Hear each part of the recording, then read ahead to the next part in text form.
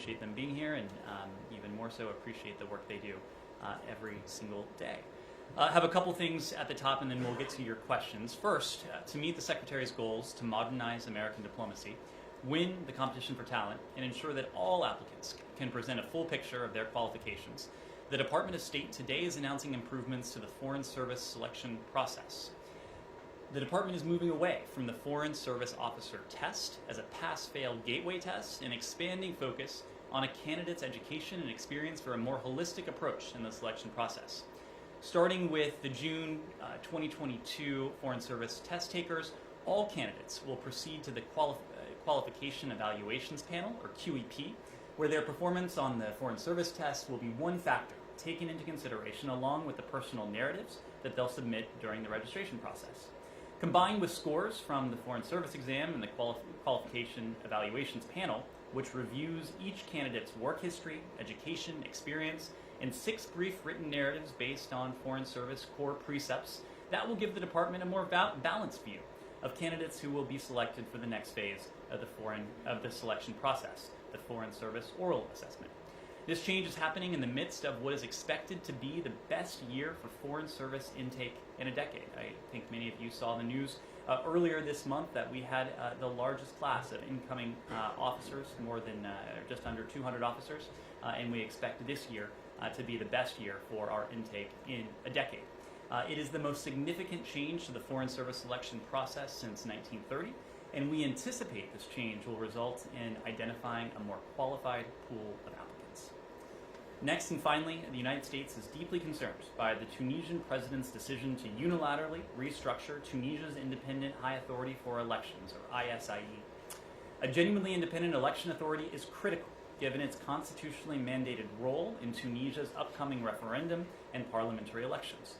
The United States has consistently communicated to Tunisian leaders the importance of upholding the independence of key democratic institutions and ensuring Tunisia returns to democratic governance. We remain committed to supporting the Tunisian people in their democratic path and renew our call for an inclusive and transparent political and economic reform process with civil society, labor unions, and political parties represented at the table. With that, happy to take your questions. Matt. Thanks. Ned, just first briefly on the FSO testing. You're aware that this is not being universally acclaimed, correct?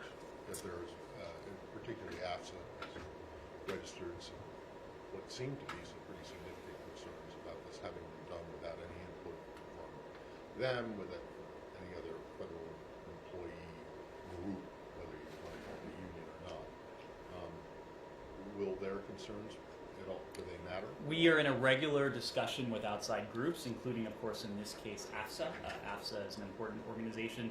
Their input is and will be especially valuable on these types of decisions. I am also aware, Matt, that the previous, or still the current process, also endured some criticism, given a narrow focus on a pass-fail Foreign Service exam that didn't take into account the applicant's holistic qualifications, what that person has done, that person's educational experience, that person's individual circumstances. We are confident that this restructured and revised process will help us select an applicant pool that is qualified, that is experienced, and that brings to bear the talents and diversity that this country offers. Well, then why not eliminate the exam altogether? We still need various metrics to measure potential new colleagues against. So the Foreign Service exam will continue to be one such metric, but we're going to look at a more holistic picture. So you would equate this to colleges and universities no longer requiring SAT or ACT scores for incoming students, or how you know? Well, look, we are gratified that we have, and especially in recent months, received a tremendous amount of interest in this department.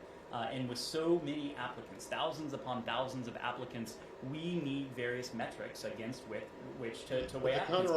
So the SAT example is somewhat analogous. I'm not sure it's a perfect comparison, but just as the SAT is done. That the test was administered by the same people as the SAT back in my day. But if you're getting so many more applicants, wouldn't you think that it would be more important to have a pass-fail on the Foreign Service exam? We think than letting everyone go into everyone who takes the test, they all go, doesn't that just bog the whole selection process down? Not at all. We think it is important, again, to be able to measure different aspects of a candidate's qualifications. The Foreign Service exam will continue to be one input. All right. On Ukraine, and I'll be brief so my colleagues can go. Two things. One is I realize that Secretary Austin spoke kind of about this earlier, but what you're seeing in Moldova and Transnistria right now, does that give you any particular concern? And then also, yesterday it came to light that the Russians had launched attacks on several train stations in the west of Ukraine. And I'm just wondering if there was any indication that you guys had that this might have been related at all to the two secretaries' train journey into Kyiv and out. When it comes to Transnistria, Matt, you are right. The Secretary of Defense addressed elements of this morning. But as I believe you've heard, we are aware of the explosions that occurred yesterday in Transnistria. We're closely monitoring the situation as we determine what happened. We reiterate the Moldovan government's call for calm in response to these incidents, and we fully support, as you have heard us say before, Moldova's territorial integrity and sovereignty. We respect its constitutionally guaranteed neutrality. We don't know all of the details beyond regarding what transpired yesterday, but we do remain concerned about any potential attempts to escalate tensions. I would just reiterate that over the past, in recent weeks, certainly since Russia's invasion of Ukraine, you have seen us demonstrate the partnership we have with Moldova in a number of ways. Some of you here in the room today were with us when we went to Chisinau with Secretary Blinken just a few weeks ago. We know that if left unchecked, Moscow's aggression could become a threat to the region. That's why we're not leaving Moscow's aggression unchecked in Ukraine. It's also why we are standing with our partners in the region, including all our Moldovan partners. Since February 24th, since Russia's renewed invasion of Ukraine started, we've committed more than $30 million in humanitarian assistance to support the humanitarian response in Moldova. As you know, Moldova is generously hosting many Ukrainian refugees who have been forced to flee their homes, and $100 million in development assistance to strengthen Moldova's long-term democratic and economic resiliencies. Our militaries work closely together. They cooperate in places as far off as Kosovo.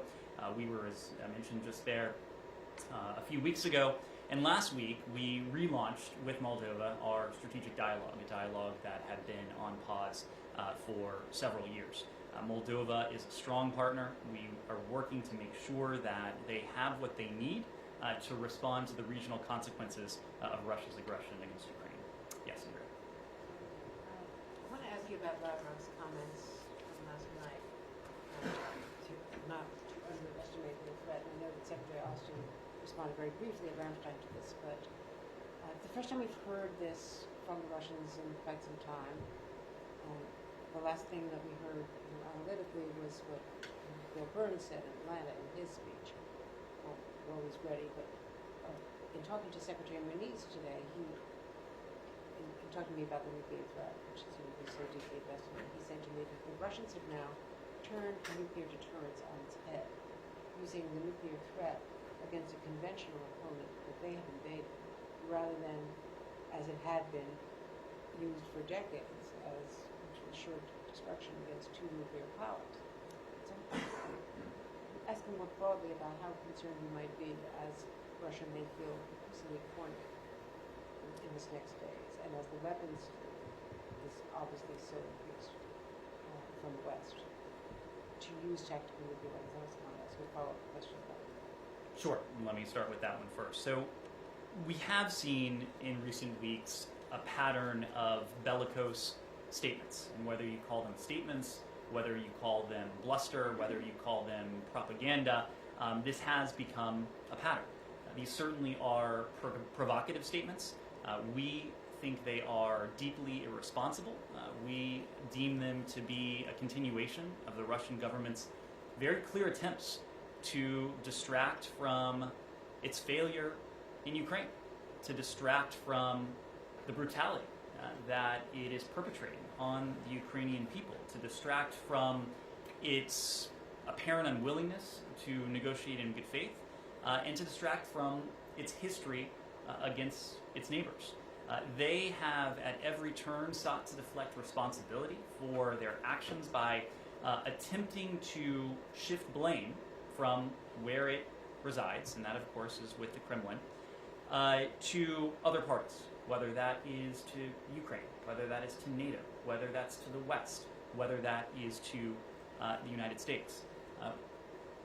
Director Burns referenced this, as you mentioned, in Atlanta. We've spoken to this before.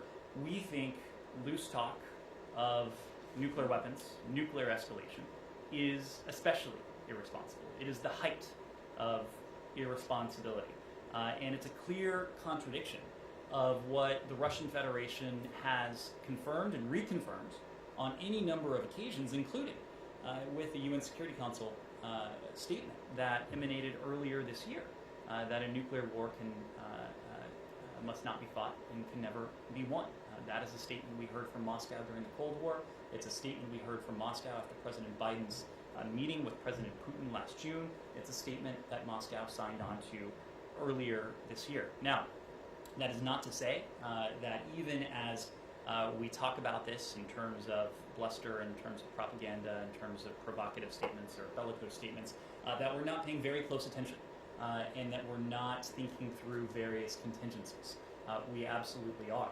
When it comes to potential nuclear escalation, of course, we are paying very close attention to Russia's activities, to what it's doing, to what it's not doing. You've heard from the Department of Defense that we are always evaluating our own nuclear posture, and at this point we have determined there is no reason to change our posture. You said you had a follow-up.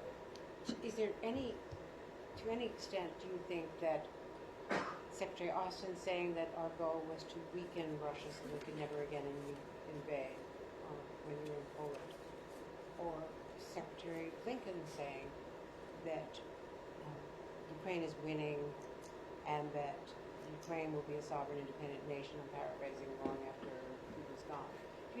Was that in any way provocative or poking the bear or changing the mission to be not just helping Ukraine defend, but helping Ukraine win with the heavier weapons as well? I noted today in the hearing that Senator Romney, while praising what has been done so far, said with the caveat of what Secretary Blinken had said, Secretary Austin had said. I have to say, I've been a little bit surprised by the surprise that I've heard expressed regarding Secretary Austin's comments. This is a point that we have made for some time now. We have said for months that we intend to make this invasion a strategic failure for Russia. They have endured tactical defeats on the battlefield. They have lost the battle for Kyiv. They have lost a large number of Russian service members, Russian equipment. You look at Russia's economy, Russia's financial system. They are well on the path to strategic defeat. And one of our goals in seeking to ensure this outcome has been to ensure that something like this couldn't happen again. And that's precisely what Secretary Austin was referring to. It is precisely what Secretary Blinken was referring to some 6 weeks ago. The middle of last month, as I recall, he did an interview with NPR, and he made a couple of points then. He said, one of the things we're doing is denying Russia the technology it needs to modernize its country, to modernize key industries, aerospace, defense, high-tech, energy exploration. All of these things are going to have profound effects, not just the immediate effects we're seeing, but increasing and growing over time. He went on to make a second point. We'll want to make sure that they, Moscow, to make sure that anything that is done, in effect, is irreversible, and that this can't happen again, that Russia won't pick up and do exactly what it's doing in a year or 2 or 3 years. So this is a point that we have consistently made. Not only that this will be a strategic defeat for Russia, a country that has, on an unprovoked unjustified, brutal basis, invaded its neighbor, and that continues to rain down terror on its neighbor.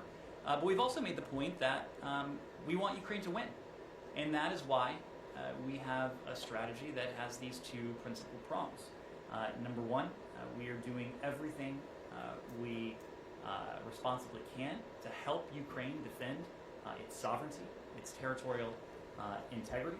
We have contributed billions of dollars to this effort, more than $3.8 billion worth of security assistance since the invasion began, about $4.5 billion since the start of this administration.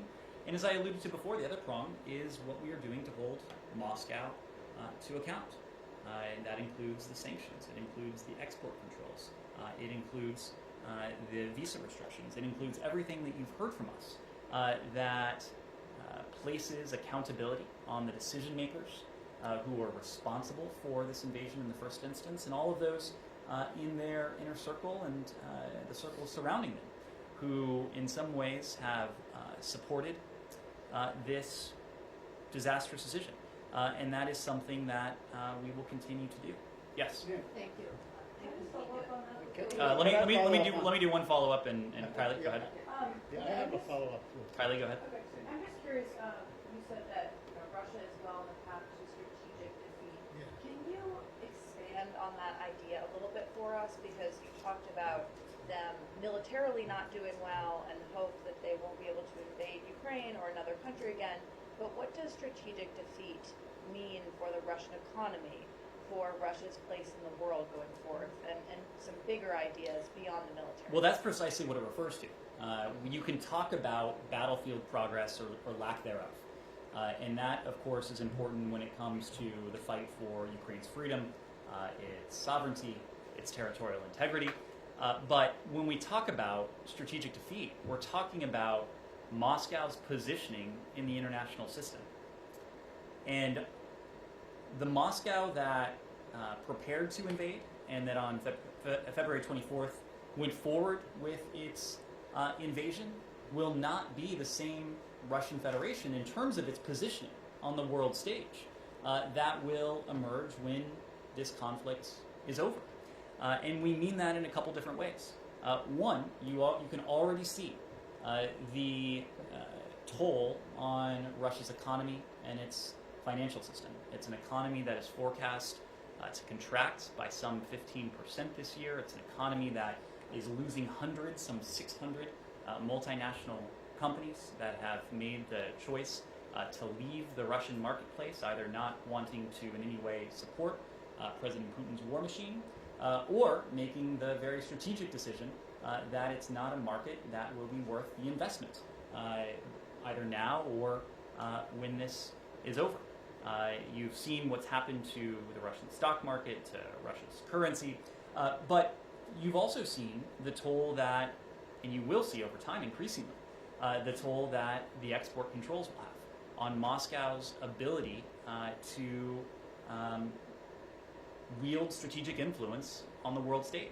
And the way in which we are choking off key inputs to Moscow's defense industry, its aerospace industry, its technology, its energy and oil and natural gas exploration capabilities. All of those things coupled with the pariah status that President Putin has on the world stage and the diplomatic isolation that Moscow has endured especially since the start of this invasion, where it has seen itself handed really brutal defeats at the UN and be an object of scorn by the international community. All of those things add up to the simple fact that because of Moscow's unprovoked, unjustified invasion against Ukraine, not only will Ukraine emerge sovereign and independent when this is over, but Moscow will emerge weaker. And we're already seeing that. And many of these are tools that will have increasing effect over time. And just one quick follow-up on that. Moscow will emerge weaker for the long term, or when this war comes to a conclusion, will they be given the opportunity to rebuild themselves? Will you guys keep the sanctions in place, or will you take the sanctions off? So these are decisions that really are in Russia's hands. Our sanctions, every sanction, is not an end in itself. It is a means to an end.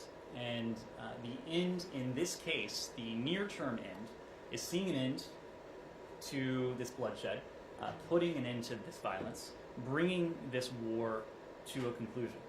So we've made the point that as long as Moscow escalates, we will escalate with our sanctions, with our economic measures. If Moscow changes its course, we will change our course. Now, that's not to say that there won't have to be accountability. Of course there will have to be accountability, and we've talked about various accountability mechanisms.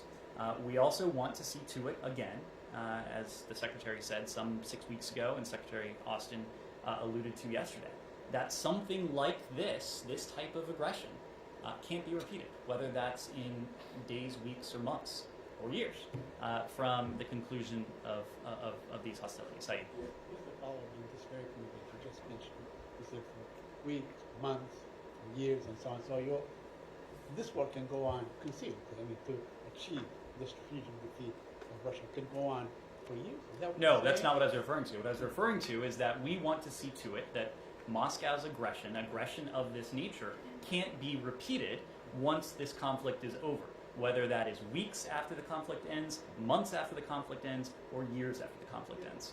You keep saying that they're losing on the battlefield, yet they have controlled Mariupol, they are controlling the east, they're controlling the south, and so on.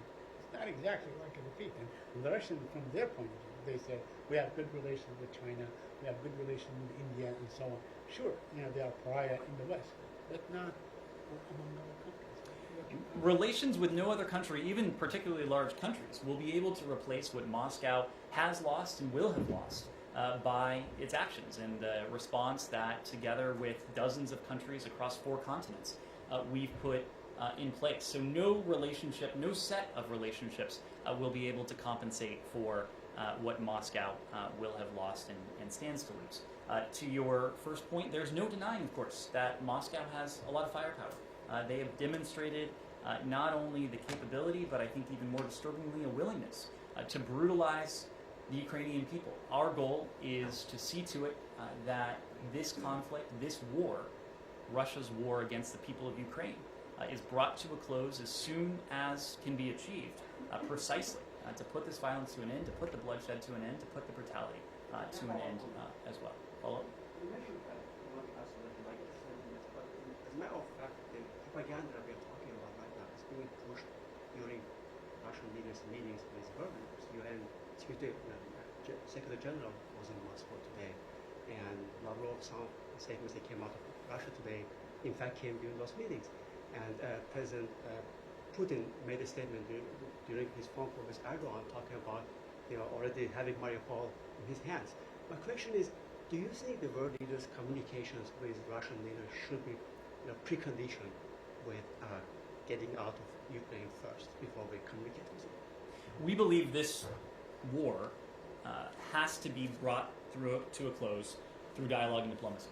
And we've consistently said that we support diplomatic efforts that are done in full coordination, in the first instance with Ukraine. That's most important because these are not choices that will be the purview of any other country, any other international organization. The Ukrainian government, an expression of the will of the Ukrainian people, ultimately is going to have to be the entity that makes decisions that affect its country going forward. So whether it's the efforts of the Turkish government, of the German government, of the Israeli government, of the French government, of other governments who have used their good offices or offered their auspices for dialogue between the parties or attempted to shuttle between Russia and Ukraine, we support those efforts as long as they're done in full coordination with our Ukrainian partners. Yes. Thank you. One question is about the secondary sanctions. This is something that the Secretary was asked in today's hearing at the Senate. As the leaked phone calls suggested yesterday, sanctioned the Russian oligarch, who is one of the major architects of this war, Mr. Evtushenkov, and Georgia's richest man, oligarch Ivanishvili, who controls the Georgian politics from the shadow, they are figuring out the ways to bypass the sanctions and secure supply of vital grain products to Russia. Evtushenko himself confirmed the authenticity of this conversation in the interview with the Georgian media. Based on these leaked phone calls, David Arapamia, who is a leading Ukrainian politician who chairs the negotiations with Russia, he appealed to the Western leaders to consider imposing personal sanctions on Ivanishvili and his assets in the West. Does the U.S. track or assess these phone calls, this leaked phone conversation? Do you have any assessment of that? And what would be your response to that? You know, when it comes to like imposing secondary sanctions on those countries or institutions who are helping Russia or Belarus, you know, bypass these harsh measures. So I'm not in a position to speak to any purportedly leaked phone call or to confirm the authenticity or not of what you're referring to, but a couple points. Not only have we leveled sanctions and other tools against those who are responsible for the Kremlin's decision to go into Ukraine, those in Russia, those in Ukraine, but last week we announced a large tranche of sanctions against those responsible for facilitating sanctions evasion.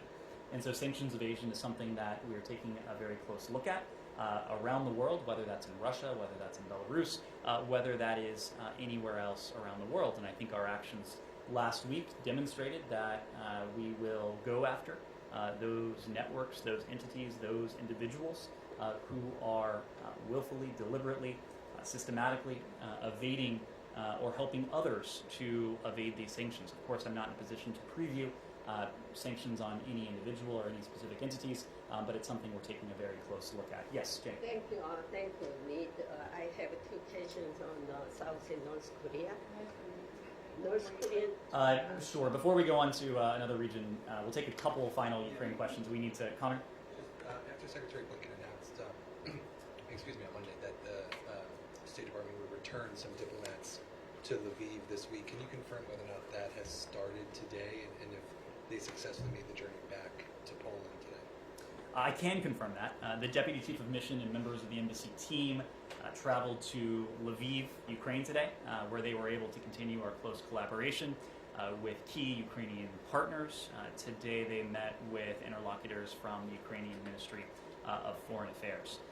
As Secretary Blinken announced yesterday, our diplomats are returning and have returned to Ukraine this week on a temporary basis. Today's travel was a first step ahead of more regular travel in the immediate future. And as we've said, we're accelerating preparations to resume Embassy Kyiv operations just as soon as possible. We are constantly assessing and evaluating and reassessing the security situation with a view towards resuming those embassy operations as soon as possible, again, to facilitate our support to the government and people of Ukraine as they bravely defend their country. Okay, on Bridget Ring being finally nominated, what took so long? It's been over a year into this administration. You said you prioritized this relationship. Why did it take so long to get a nomination here?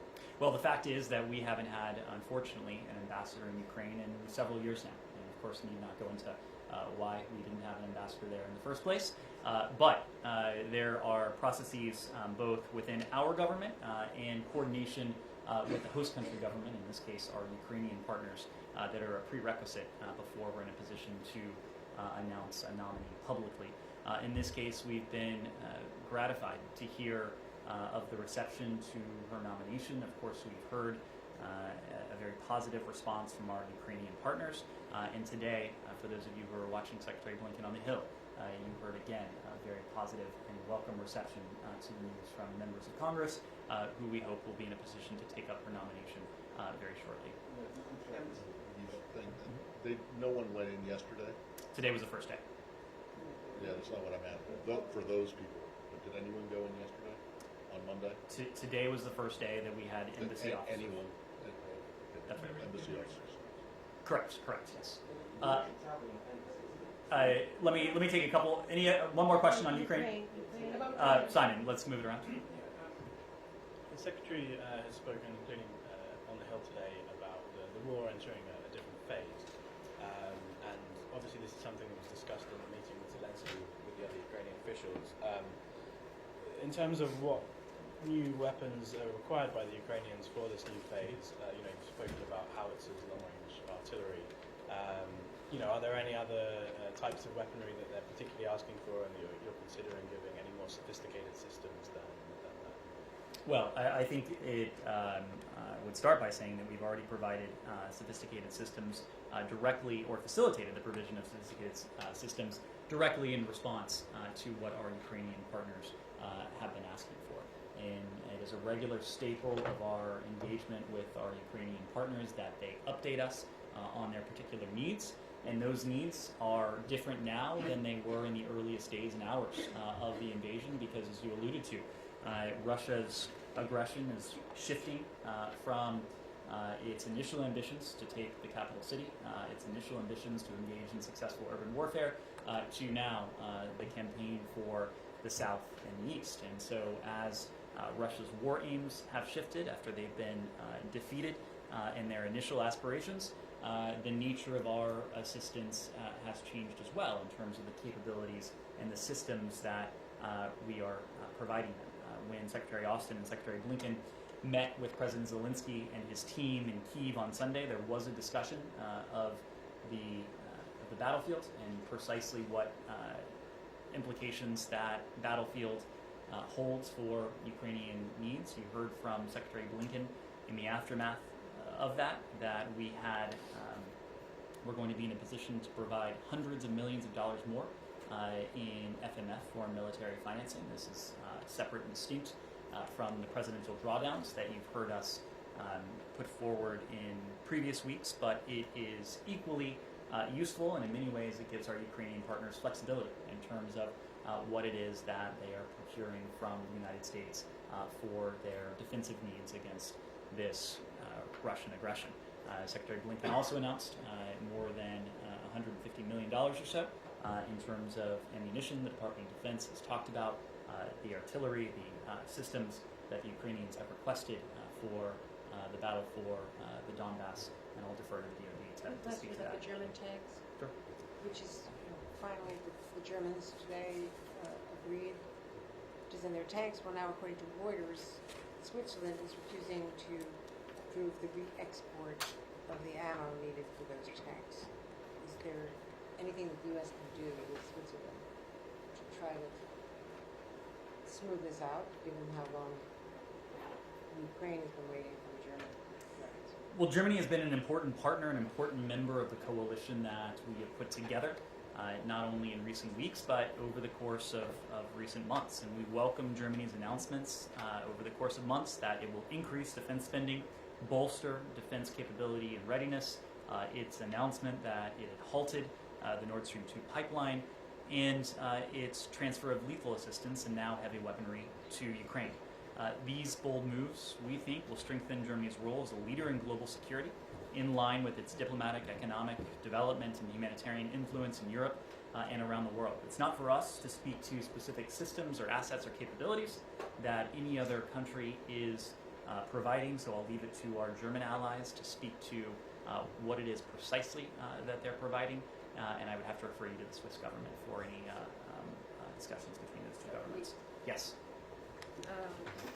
Georgia participated in every peace mission and is a valuable NATO partner. Having this in mind, can Georgia get any tentative dates regarding its aspirations to become a NATO EU member? We all have heard that it's a consensus-based decision, but don't you think the Georgian people and government deserve to know how much longer they need to wait instead of being told that it will happen Sunday? And second question, please. You say you understand Georgia's position very well, but it's a fact that there are both some opposition members inside of my country and also inside of my country who are trying to nudge Georgia toward a decidedly radical position on this.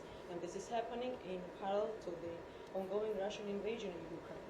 In our partner country, there was even talk of opening up a second front in Russia.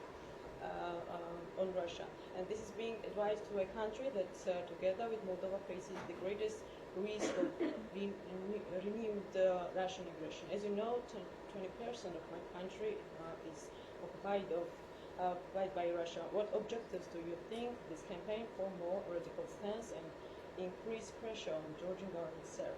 This has been, as I said, inside of my country and outside of my country, I mean opposition members. And this campaign is promoted with so much disinformation, the so-called secret recordings that are paraded as scandalous or exclusive, while neither in the case. Thank you. So on your first question, we have said for some 15 years now that we support Georgia's NATO aspirations.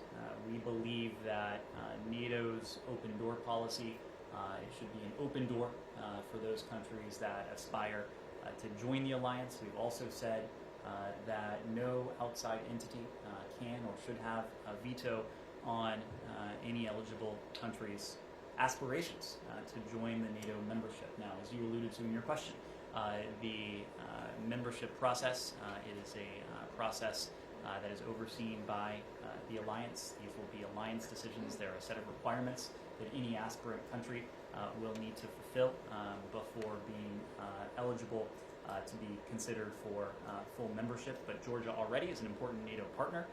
We have had close consultations with Georgia on the margins of the NATO meetings. And to your second question, and this bridges the two, we have consistently stood by Georgia and with the people of Georgia in their desire to be a free and sovereign people and a free and sovereign country. And over the years, from the earliest days of Georgia's post-Soviet independence, we have now developed a strategic partnership between our countries. We work together towards our shared vision of a Georgia that is fully integrated into the Euro-Atlantic family of nations and part of a Europe that is whole, free, and we would hope at peace.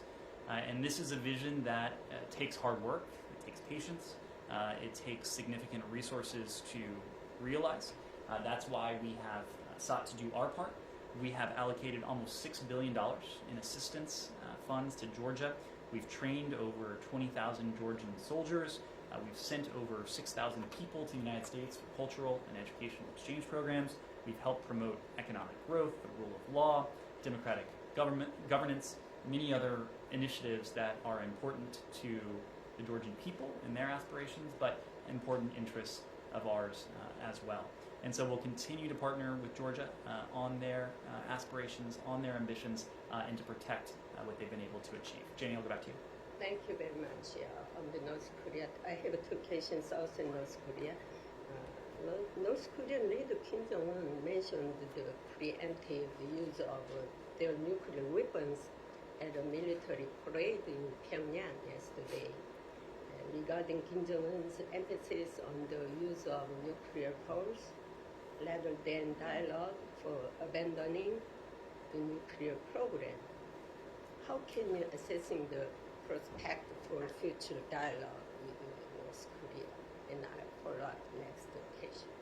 Well, to start, your reference to Kim Jong-un's speech yesterday at the military parade, we're aware of what he said. It reiterates our assessment that the DPRK constitutes a threat to international peace and security and to the global non-proliferation regime. We have a vital interest, together with our allies and partners around the world, but especially those in the Indo-Pacific, to deter the DPRK, to defend against its provocations or its use of force, to limit the reach of its most dangerous weapons programs, and above all, to keep safe American people in the region, our deployed forces, and our allies, Japan and the ROK being two of them. Our goal remains the complete denuclearization of the Korean Peninsula. As you've heard me say before, and as recently as last week, we harbor no hostile intent toward the DPRK. We do remain open to engaging in diplomacy and dialogue with the DPRK with an aim of achieving progress towards that overall objective.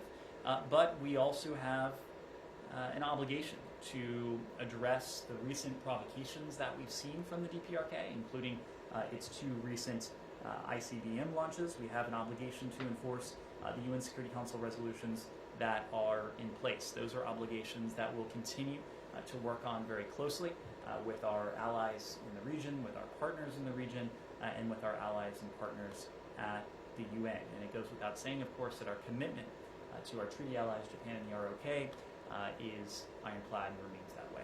Second question, according to a recent exchange of a personal letter between South Korean President Moon and North Korean leader Kim Jong-un, in this letter, North Korea contains preconditions for dialogue with South Korea.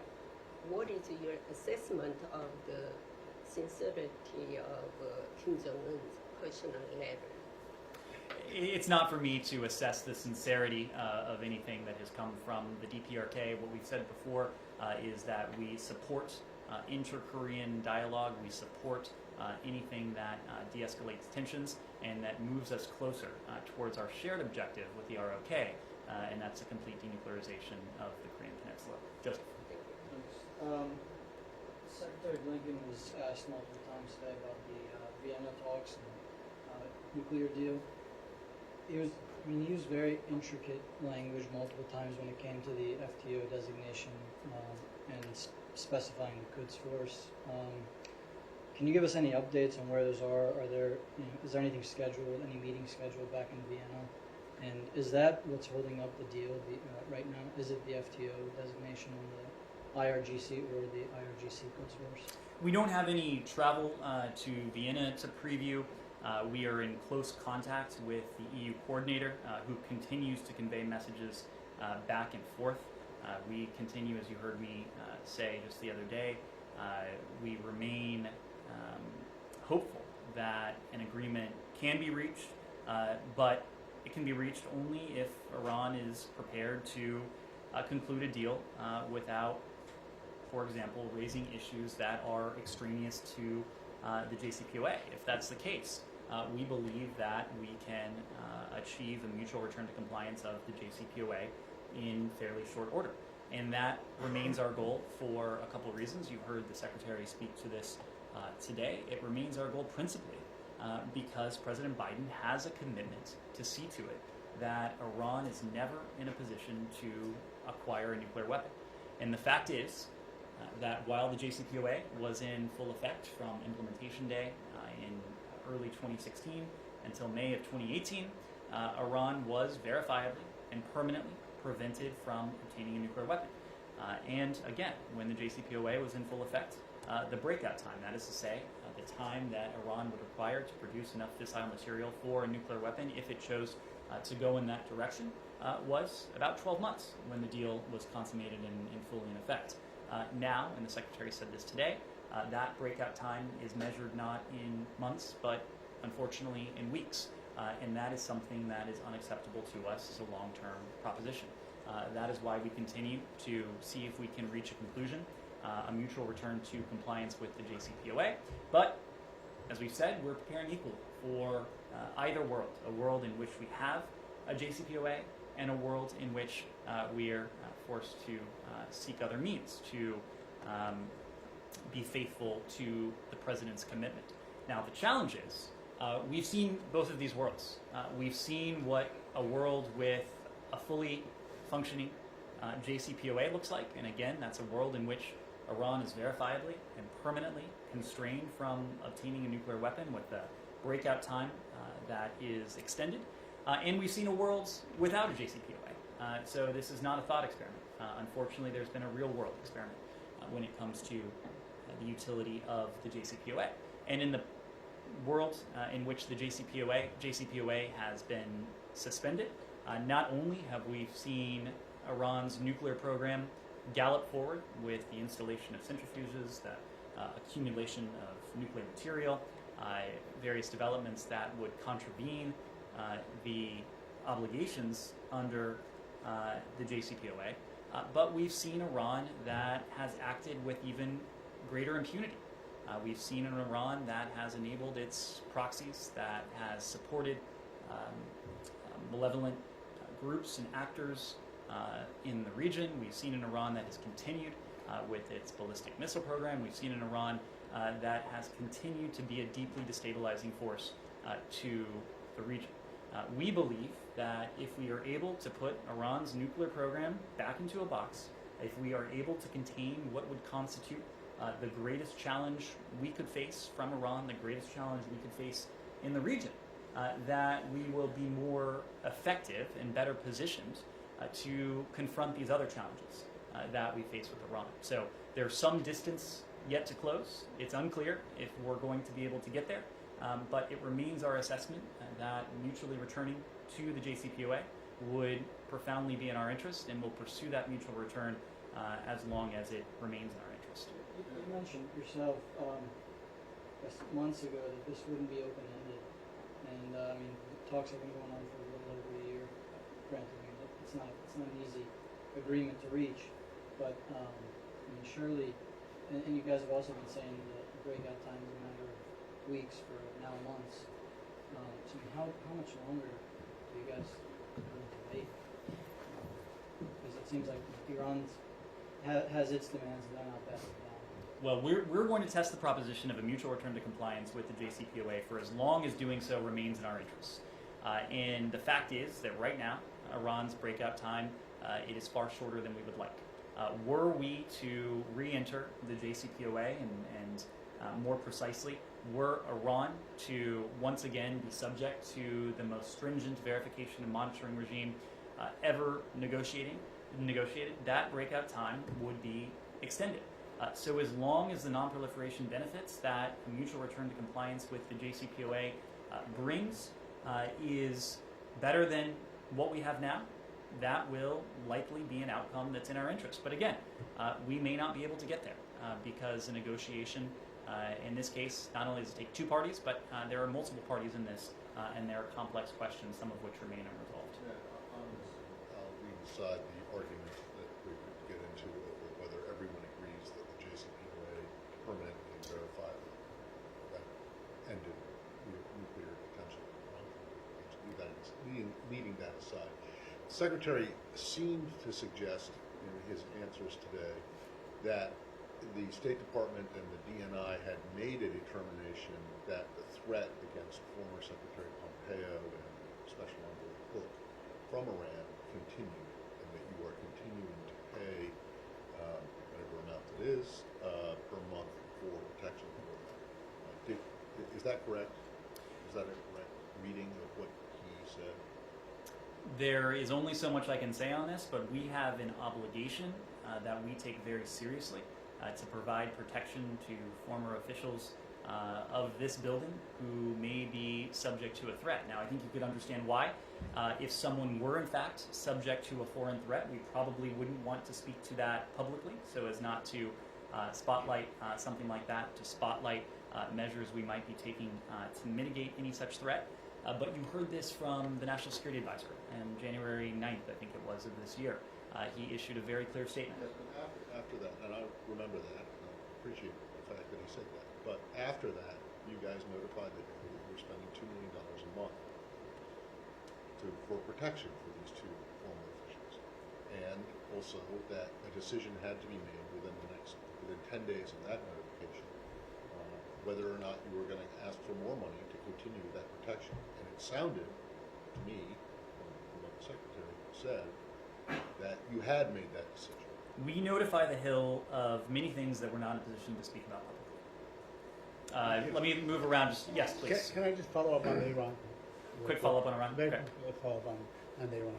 The Times of Israel reported that Israeli officials are saying that the Americans have basically acknowledged the failure of the Vienna talks, and you're about to make that public in a very short order. Can you comment on that? My comment would be precisely the answer that I offered to Joseph just a moment ago. So- That we are going to pursue a mutual return to compliance with the JCPOA as long as it remains in our national interest to do so. So the Israelis in this case are wrong, exaggerating? It sounds like the you're failure? citing a press report that's citing anonymous Israelis, so oftentimes that is a recipe for information that may not be entirely Can I- accurate. Yes. Okay. Sorry, I just want to build off what Joseph was asking you. Can you just explain to us how the breakout time has remained weeks for months now? It seems to indicate that Iran has slowed down accelerating its program, has done it more slowly than you expected it to. Is that the case? Can you just explain how we're in the same place we were in January, February? Well, the breakout time is an assessment. It's an assessment based on our technical know-how. It's an assessment that is based on non-public sources of information as well. So there's only so much we can say on this. But I don't think it's fair to say that the Iranians are or feel constrained right now in terms of their nuclear program. And that's precisely why we are still testing the proposition of a potential mutual return to compliance, so that they are constrained by the JCPOA. The constraints that are conveyed by the JCPOA in terms of centrifuges, in terms of amassing nuclear material, in terms of amassing heavy water, in terms of what all of that means for a potential breakout time. Yes? I have a quick question about China. The Secretary Blinken mentioned today he will speak publicly about comprehensive strategy to deal with China. So the United States has published interim national security strategy and Indo-Pacific strategy already, which are focusing on China in some ways. So could you help us understand what the difference between the incoming strategy and ongoing strategies? So the Secretary did mention that he expected to have an opportunity in the coming days, coming weeks, to speak in a bit more depth to our approach to the PRC. I think what you're referring to when you mention our Indo-Pacific strategy, this was a strategy that Secretary Blinken laid out on a fairly memorable trip for those of you who were with us in Jakarta late last year, in December of last year. And our Indo-Pacific strategy, as the name suggests, is focused on the broader region. Is focused on principally our partnership with the region and our shared vision with and for the region. It's a vision of a region that is centered on key elements. First, advancing a free and open Indo-Pacific in which problems are dealt with openly, rules will be reached transparently and applied fairly, goods and ideas, people will flow freely. Second, it's about forging stronger connections within and beyond the region on a bilateral basis or on a multilateral basis if you talk about the Quad, or stitching together our partnerships and alliances if you were to talk about, for example, an AUKUS. Third, it's a vision that promotes broad-based prosperity for the region, again, with us as a partner, knowing that the region is home to some 40% of global GDP. It's a region of opportunity, not only for the people of the region, but also for the United States. It's a vision that seeks to build a more resilient Indo-Pacific, resilience against COVID, resilience against climate change, resilience against shared threats. And finally, it's a region in which we seek to bolster security. And there are any number of threats, and when it comes to our assessment, our system of alliances and partnerships is the most important tool we have when it comes to confronting those threats. So it's a vision principally for a broader region. We've talked about our approach to the PRC. We've talked about the multifaceted relationship we have with the PRC, but I know that the Secretary looks forward in the coming days to speaking a bit more about that. Yes. On Palestinian radiation. Ned, it's been 6 months since the 6 organizations were designated as terrorist organizations. I know I've asked you this question many times before, so please indulge me. So, and I know that you requested clarification from the Israelis, and you received that clarification. Are you satisfied that these organizations, these 6 organizations, are in fact engaged in terrorist activities? Because their funding has been cut off. The European Union is looking at, maybe there's been experts today, UN experts, that said they should be funded. There's been no evidence that they have engaged in terrorist activity. What is your assessment after the Israelis responded? As I've said for some time now, Saeed, our Israeli partners have provided us with information regarding the basis for their determination. That's information that we're reviewing. It's a process that can be lengthy because it's a process that takes place not only here in this building, but also across other departments and agencies across town. I can say more broadly that we've made it very clear to our Israeli government and Palestinian Authority interlocutors that independent civil society organizations in the West Bank and in Israel must be able to continue their important work. We value the monitoring of human rights violations and abuses that independent NGOs undertake in Gaza, undertake in the West Bank, undertake in Israel and elsewhere. And we strongly believe that respect for human rights and fundamental freedoms and a strong civil society are critically important to responsive democratic governance. It's also important to note that we have already we long ago designated the PFLP as an FTO. They've been designated as an FTO since 1997, and we've not designated, as you know, any of the 6 NGOs that the Israeli government did. It's also important to note we haven't funded these groups. The PFLP is one thing, and this organization is another thing altogether. And I understand that you have designated the PFLP a long time ago as a terrorist organization, and there may be a good reason for that.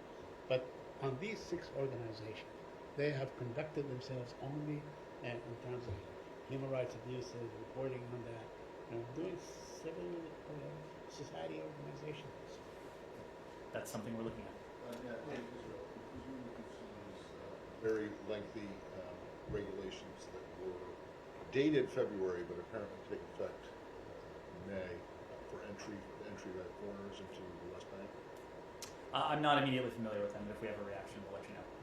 Yeah, because it would require foreigners of any nationality to get prior approval from Israeli military officials at the embassy where they're applying for a visa before they can even present themselves for entry into the West Bank. So yes, I'd be very interested in any reaction you have, and also if this will have any impact on the visa waiver negotiations. Because as you know, one of the main sticking points in that has been the treatment of Palestinian Americans. Thank you. Thank you. Simon. I just wanted to try and clarify something. The Indo-Pacific strategy that you were mentioning, I think the exchange that took place on the Hill earlier, the Secretary was being asked about a formal national security strategy on China. In your response just now, you seem to suggest he will address this issue in coming weeks, but there isn't a separate strategy for China that's forthcoming. Can you just clarify? He's going to address something in coming weeks, but it's not going to be a strategy. The question was how remarks on the PRC might be different from the Indo-Pacific strategy that the Secretary explained in December of last year. And so my answer was the fact that that was a regional strategy. It wasn't about any one country. It was about our partnership with the region and our bilateral relationships with the countries of the region and the relationships we have bilaterally and multilaterally with blocs in the region as well. We will detail a specific strategy for China. The Secretary looks forward to speaking more about our approach to PRC in the coming days. Very quick final question. Yes. Yeah, actually 2 questions on Ukraine. First, to clarify on what you just said in your response to the Congressperson embassy. You mentioned traveling. Are the diplomats going back and forth? Is it a day-long trip? Do you have any timeline on when the embassy in Kiev will be restaffed? And my second question after this. They are making, for the time being, day trips into Lviv. That first day trip started today. As I said before, we are accelerating planning to reestablish a diplomatic presence at our embassy in Kyiv. It is something we want to do as soon as it is responsible for us to do so. The second question on the last weekend's meeting, there are reports that Zelensky handed over a plan to strengthen sanctions. It's about ramping up sanctions against Russia and enablers. Are you in a position to confirm those reports? Well, I think there are reports because in the Ukrainian government readout, it said that President Zelensky handed over a document regarding the Yermak-McFall International Expert Group on strengthening sanctions. So sanctions enforcement, the next step in our sanctions against Russia and those who are enabling the Kremlin's war against Ukraine, that certainly was a topic of discussion, and we'll continue to coordinate closely with our Ukrainian partners on that. Thank you.